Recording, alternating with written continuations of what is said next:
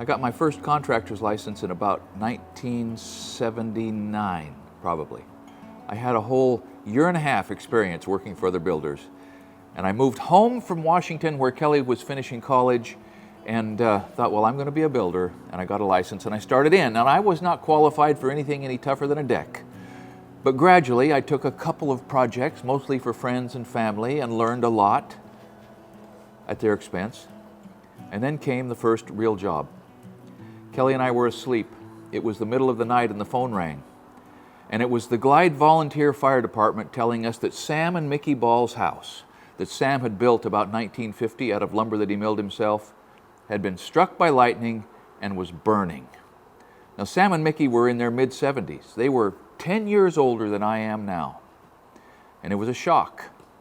It was struck at the peak and it burned. Here's how much lumber Sam had in that house.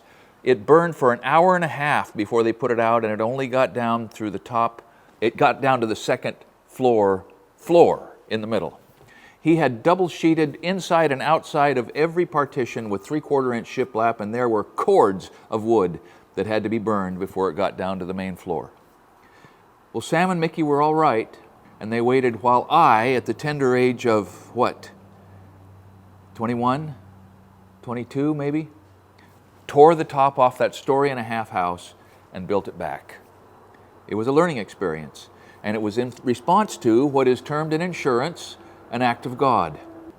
The thing that I remember most about that job, besides my intimidation, was how resilient and how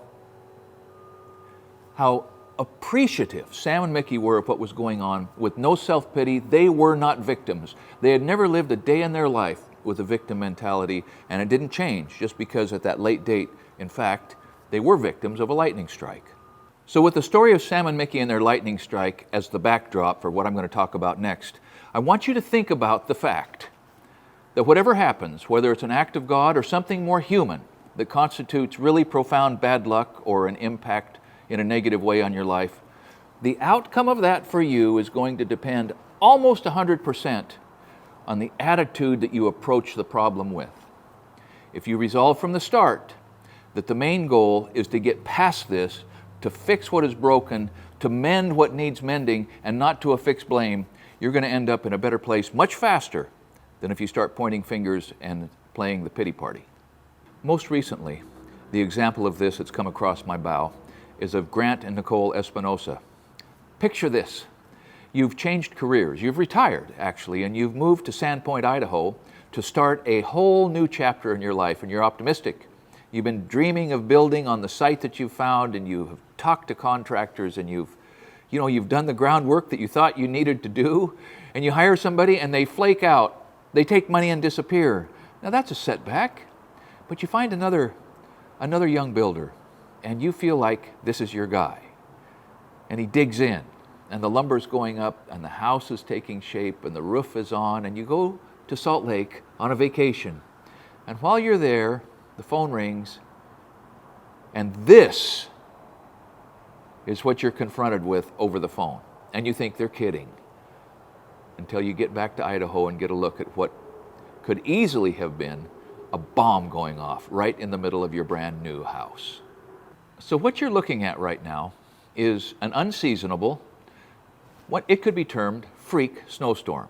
It was a heavy snow, and then rain, and then freezing, and then heavy snow, and then rain, and then freezing. And the upshot is, as near as I can calculate it, there was almost 36 inches of snow on a 512 pitch roof that didn't have the metal on it yet.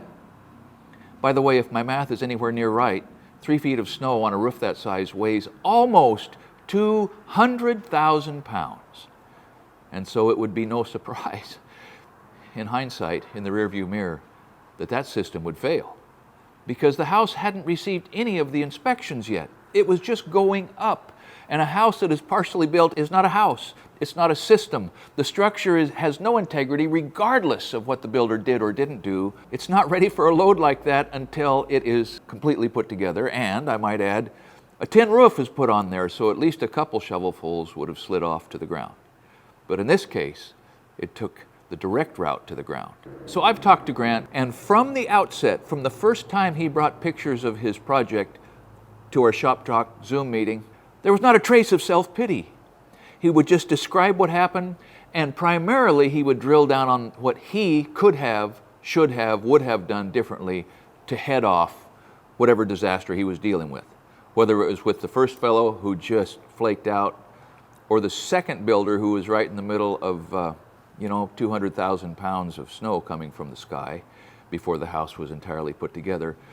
But Grant has set himself up to be able to recover from this because of his attitude.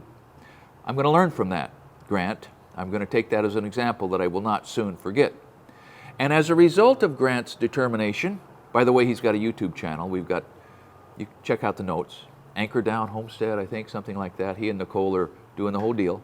But because they have taken this approach of forget the blame game, solve the problem, they're going to get out on the other side of this and be much smarter, much more qualified, and not have a knot of bitterness right in the middle of their heart that's going to canker the rest of their days. Grant and Nicole are adopting a philosophy that was, as far as I know, espoused and written down for the first time by Marcus Aurelius. You've heard me talk about it before, and it goes like this. Never let the future disturb you. You will meet it, if you have to, with the same weapons of reason with which you confront the challenges you face today. Now that is something we all could live by, and as far as I can tell, Grant and Nicole are living by it. I can't talk about natural disasters without talking about flooding, because water's everywhere, and water is the enemy of buildings.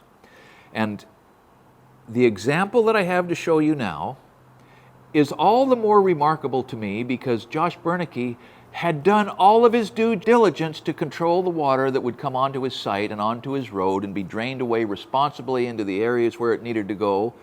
In Massachusetts, he had dotted every I, crossed every T, and yet, when the unsustainable event happened and the culvert and the drainage structure washed out, even though it had been carefully engineered and beautifully installed, he rolled with it.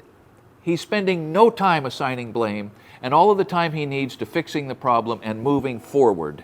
The unifying principle here is that stuff is going to happen to all of us. Most often, it's nature run amok. Occasionally, it's those around us who are unwise or untrained or unscrupulous.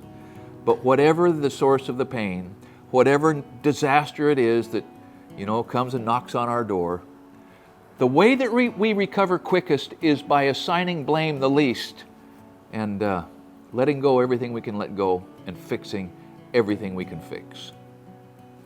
Thank you for watching Essential Craftsman, and keep up the good work.